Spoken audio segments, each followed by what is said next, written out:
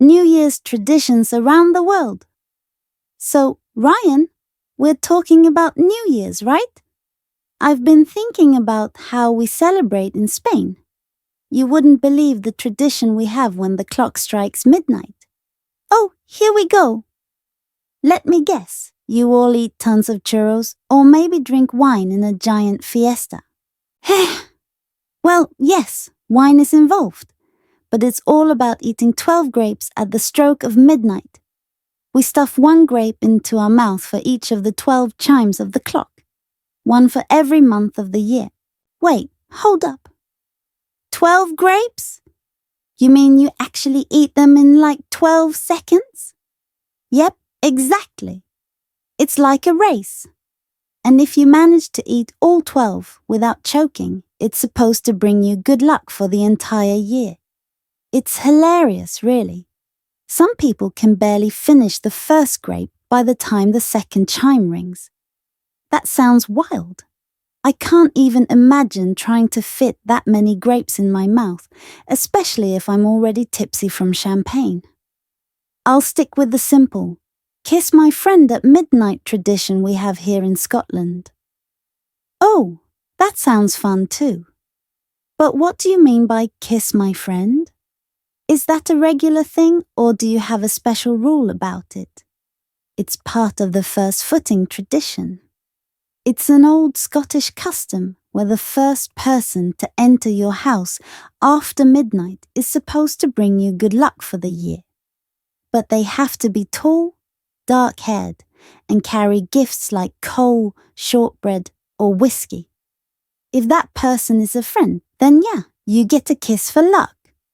Wait, so this person has to be tall and dark-haired? What if someone like me, with blonde hair, shows up at your door? No luck for me? Oh, you'd have to try harder.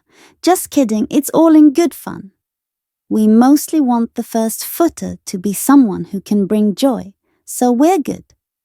But it's a big deal.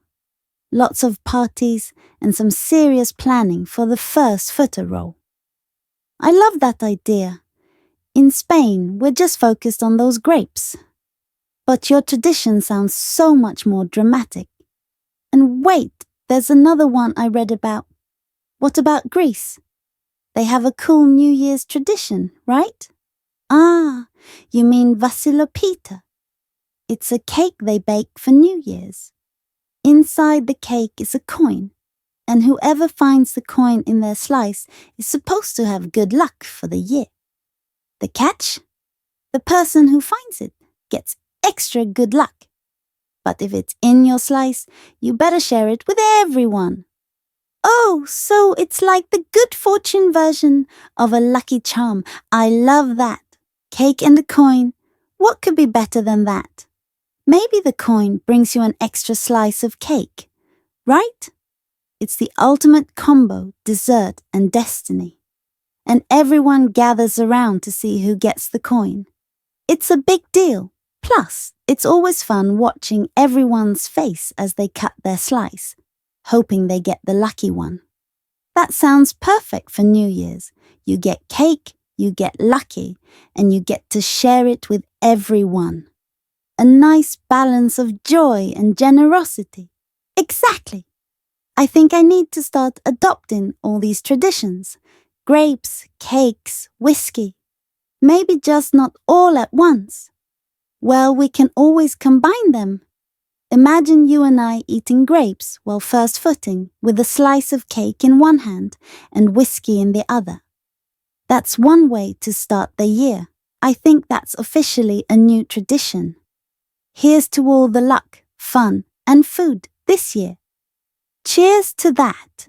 May our new year be filled with grapes, cake, and great friends.